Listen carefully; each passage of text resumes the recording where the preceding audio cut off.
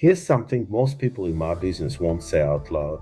For the last 10 years, this market has quietly covered for the seller who had no choice but to sell, and it's just stopped. I'm Alan Weiss. I've been selling homes in Sydney's eastern suburbs for more than 35 years.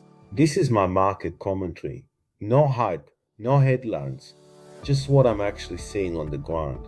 Today, I want to talk about who really sets the price in a falling market and why it's not who you'd think. Let's start with the clear signal we've got, the auction clearance rate. On a typical Saturday in Sydney right now, only about half the homes that go to auction are actually selling, around 50%. Now, went back to 2021. At the peak, clearance rates were sitting above 80%. And that number wasn't just reporting what was happening, it was driving it. The high clearance rate kind of feeds on itself. Buyers see homes selling, they worry they'll miss out, they bid harder, and every strong result makes the next buyer braver. At around 50%, that's gone quiet. And honestly, the real picture is softer than even that, because the clearance rate only counts the homes that actually go under the hammer. Right now, a lot of properties are being pulled before auction day or pushed back, hoping for kinder conditions later. Count them properly, and the share of sellers really meeting the market is lower again. What's changed is the mood. Consumer confidence in June was among the weakest readings in the 50-year history of the survey. And the share of people who think prices will rise over the next year, that dropped to 52%, down from 66% just a month before. Fear of missing out has turned into fear of catching a falling knife. A buyer in that frame of mind doesn't chase, and a seller who can pick his moment will sit tight, which leaves the pricing of the whole market to the people who can't. We call them the 4Ds: death, divorce, debt, and distress. They've always been there. But here's what's easy to forget. For 10 years, they barely touched prices. Why? Because we had cheap money, not enough stock, a growing economy, and affordability that just about held. Today, every one of those conditions has flipped. Interest rates are high, and they've stayed high. Lending is tighter. And Australians are among the most indebted households on earth. Debt first.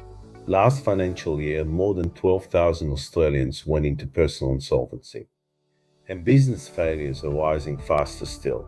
Now, here's the connection almost everyone leaves out: the personal guarantee.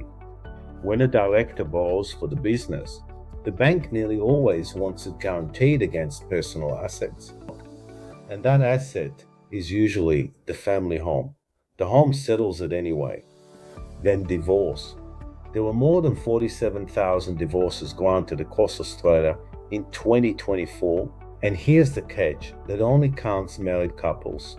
Money trouble and relationship breakdown tend to travel together. And when a marriage or a partnership ends, the home's usually the biggest thing to split, and often it's sold under a court order. I've sat across the table from people in exactly that spot. They don't get to choose their timing. Third, death and the deceased estates that follow.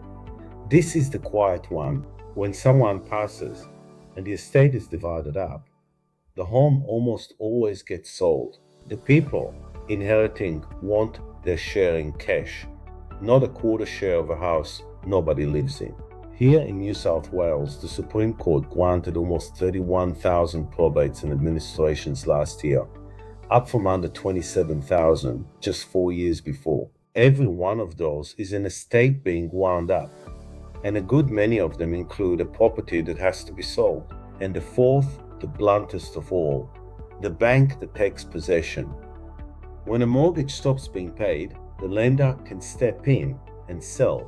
Possession cases in the Supreme Court have gone from about 600 filings to more than 1,600 in just 4 years.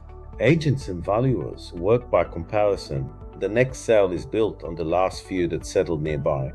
In a busy market, one distressed sale gets lost in the crowd, but in a quiet one, there's almost nothing else changing hands to argue against it.